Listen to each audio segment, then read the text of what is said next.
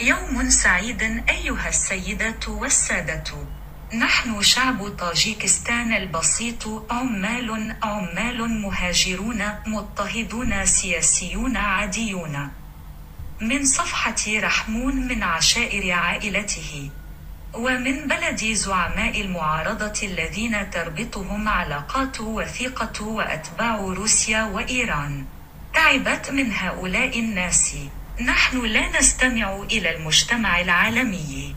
نحن مضطرون لتحمل مسؤولية الأخوة بأيديهم. وقاتلهم. نحن عبيد بسيط، وهناك الكثير منا، ويشكل 90% من سكان طاجيكستان. لقد سئموا من هذه العائلات الصغيرة 2 أو 4 من العشائر في الداخل والخارج. أعلنوا أنفسهم ظل الرب الإله تعالى على رأس أمتنا والبشرية جمعاء.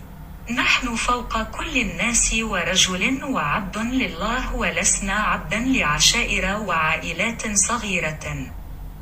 ونريد أن نتحرر من العبودية، وتحكم روسيا وإيران كلا من رحم وزعماء المعارضة ميم كبير ريوس ظافر، وهؤلاء الأشخاص وعائلاتهم والعشائر هم وكلاء إينو لروسيا وإيران.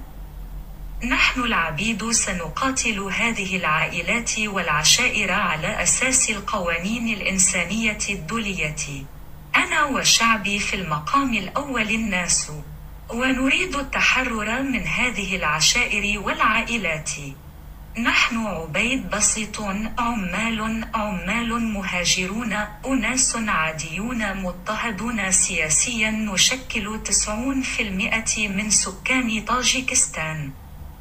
نحن شعب طاجيكستان أنشأنا جيش التحرير الشعبي الخاص بنا من أجل التخلص من عبودية هذه العائلات.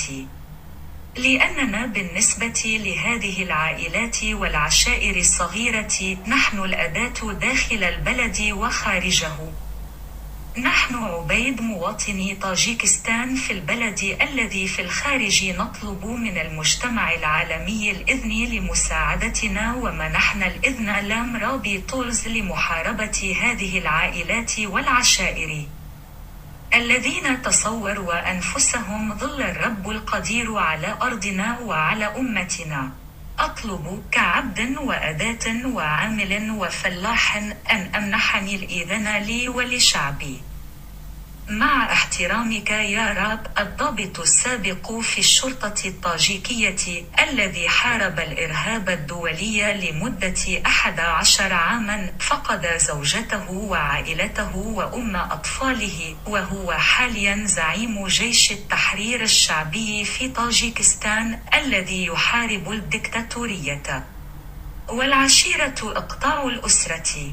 لسنوات عديدة تسامح شعبي نحن العمال والفلاحين، ونضطهد هذه العائلات في الداخل والخارج باتهامات كاذبة وقتل واغتصاب زوجاتنا وأطفالنا.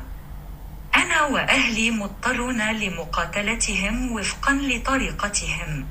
نحن العمال والفلاحين والعبيد والعمال المهاجرين والسياسيين العاديين المضطهدين أنشأنا جيش التحرير الشعبي لطاجيكستان، وهو من بين عامة الشعب والعبيد ويعمل لصالح الشعب.